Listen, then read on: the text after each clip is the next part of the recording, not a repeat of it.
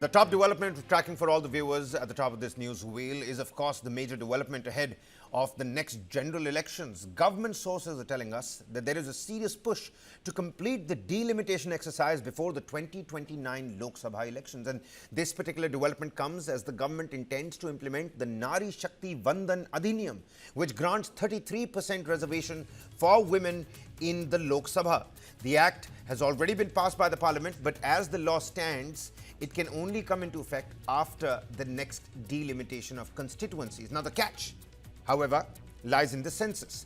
The delimitation process typically relies on the latest census data, but due to delays caused by the COVID-19 pandemic and several other reasons, the 2021 census has not yet been conducted. And experts say that it may take up to 3 years after the head count for the final numbers to be released. And given this entire development and situation, sources suggest that the government could consider moving ahead with delimitation based on the 2011 census if fresh data isn't available in time. Now, crucially, this raises political sensitivities, particularly in the southern states, which have expressed concern that delimitation could reduce their parliamentary representation, especially given their success in population control. But sources in the government have also assured that these concerns will be addressed and that no southern state will lose its political voice in this delimitation exercise and process. The plan, they say, is to strike a balance, expanding representation for women without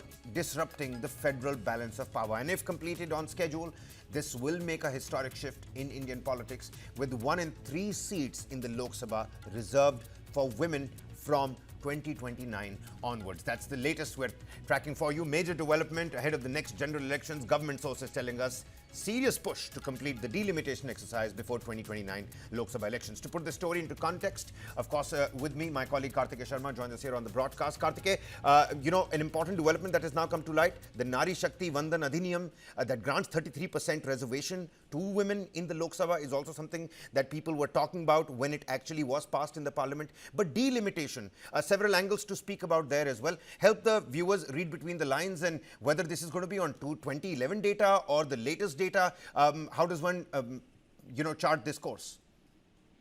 See, there are a couple of things here. Unless and until your census is complete, you cannot have a women reservation bill. But in this context, we have to inform our viewers, Kabir, that unlike previous times, where the census would be taking somewhere around 3 to 4 or 4 to 5 years, census will not take that time for simple reason that it has been digitized.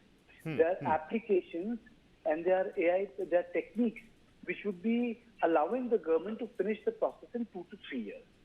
Now, in one of the off-record conversations today, because the government has completed 11 years in power, journalists were briefed that the BJP is very keen to get the delimitation done, take southern states on board, and to ensure that the women reservation bill is implemented in time. I think that's where the story is.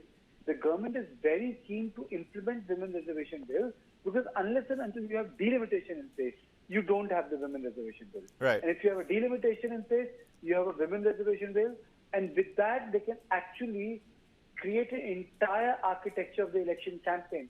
These are like 370 is done, Ram Temple is done, Uniform Civil Code is done, 3 basic core promises which emanated from BJP's politics post 1980 are done. So this is something which is going to stand by them, very unique. A woman as a constituency, which the Prime Minister has been cultivating. Let me just give you an example. The press conferences by Vyomika Singh and Colonel Sophia Qureshi. Right. The first woman ADC of the President has been appointed. So Prime Minister Nari Modi has been cultivating a sort of a woman as a political constituency for himself, which people fail to see as a very important political position which he has taken. But Kartikeya, it's not just about women empowerment anymore. People have been talking about the last 11 years of Prime Minister Modi, and it's not just women empowerment, but women-led empowerment. So he has redefined what women empowerment essentially means. But this bill essentially, stands on the delimitation process to be completed. And for that process to be completed, there needs to be a very nuanced balancing act, because you've got the southern states' political sensitivities and their own ambitions. So how do you make sure that you have women reservation, but not hurt the political representation of the southern states? That's going to be a nuanced balancing act to carry out? I think that's the balancing act which the government of India will have to do.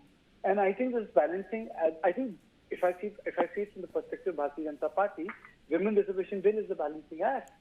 You know, if the southern states say that, well, you know, it's about South, it's about North versus South, then Bharatiya Janata Party can say it's about women versus the rest. You know, it's how you couch your politics. So we have to understand that they can actually end up weaponizing Women Reservation Bill in 2029. And this cannot be underestimated by either Congress or regional parties.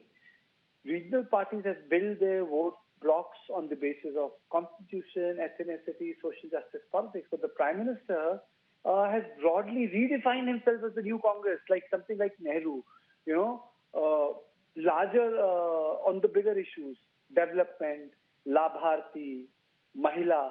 So I think the contours of politics have changed, and I think Congress needs to realize that BJP has become actually the new Congress. I know BJP doesn't like that, but the fact of the matter is that it has become the new umbrella party.